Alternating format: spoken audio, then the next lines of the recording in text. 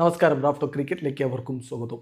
ഇന്ത്യയും ഇംഗ്ലണ്ടും തമ്മിലുള്ള രണ്ടാം ടെസ്റ്റ് എഡ്ജ്ബാസ്റ്റനിൽ ആദ്യ സെഷൻ അവസാനിച്ചിരിക്കുകയാണ്. ലഞ്ചിൻ്റെ സമയമാണ്. ആദ്യ ദിവസത്തെ ആദ്യ സെഷൻ നൽകുന്ന സൂചനകൾ എന്താണ്? ടോസ് ലഭിച്ച ഇംഗ്ലണ്ട് ബൗൾ ഫസ്റ്റ് തീരുമാനമെടുത്തു. നമ്മൾ അതിനെക്കുറിച്ച് ഇന്ന് രാവിലെ വീഡിയോ ചെയ്തിരുന്നു. ടോസ് കിട്ടുന്ന ടീം ആദ്യം ബൗൾ ചെയ്യാനാണ് സാധ്യത എന്ന്.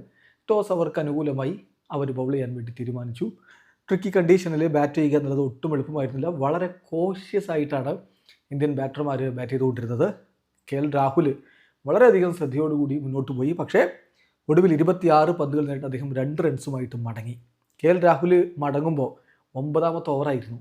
15 റൺസാണ് ഇന്ത്യയുടെ സ്കോർ കാർഡിലുണ്ടായിരുന്നത്. ഇന്ത്യയുടെ ഇന്നിങ്സ് ശരിക്കും എങ്ങോട്ടും മൂവ് ചെയ്യാതെ കുടുങ്ങിക്കിടക്കുന്ന ഒരു സ്ഥിതിവിശേഷമായിരുന്നു.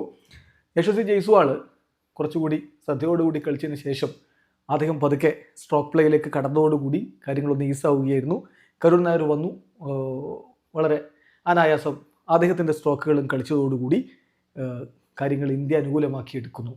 പ്രത്യേകിച്ച് കരുൺ നായർ വളരെ ഈസിൽ സിംഗിൾ എടുക്കുന്നു. യശസ്വി ജയ്സ്വാൾ പതിവുപോലെ മിന്നും ഫോമിൽ ബാറ്റ് വീശാനും തുടങ്ങിയപ്പോൾ ഇംഗ്ലീഷ് ബൗളർമാർ ബാക്ക് ഫുട്ടിലേക്ക് പോയി.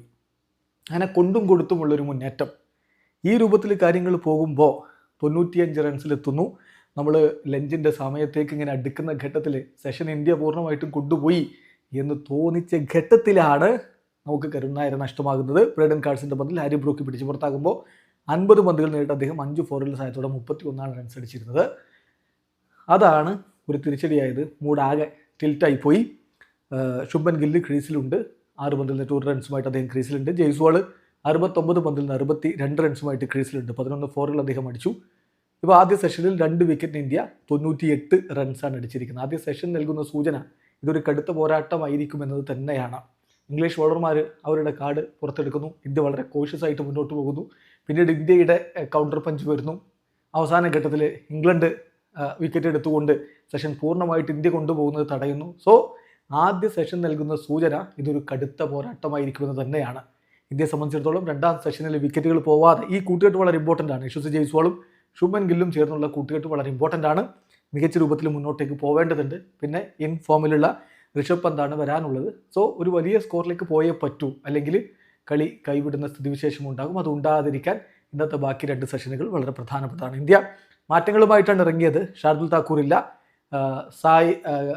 സായി സുദർശൻ ഇല്ല, അതുപോലെ തന്നെ ഏറ്റവും പ്രധാനപ്പെട്ട കാര്യം ജസ്പ്രീത് ബുംറ ഇല്ല. പകരം നിതീഷ് കുമാർ റെഡ്ഡി, അതുപോലെ തന്നെ വാഷിംഗ്ടൺ സുന്ദർ, ആകാശ് ദീപ് എന്നിവർ ഈ 3 പേരെ റീപ്ലേസ് ചെയ്തുകൊണ്ട് പ്ലേയിങ് ലെവലിലേക്ക് വന്നിട്ടുമുണ്ട്. എന്തായാലും കടുത്ത പോരാട്ടത്തിൻ്റെ സൂചനയാണ് ആദ്യ സെഷൻ നൽകുന്നത്. വീഡിയോ അവസാനിക്കുന്നു. ക്രിക്കറ്റ് ലോകത്തെ കൂടുതൽ വിശേഷങ്ങളുമായി റാഫ്റ്റോക്സ് വീഡിയോ.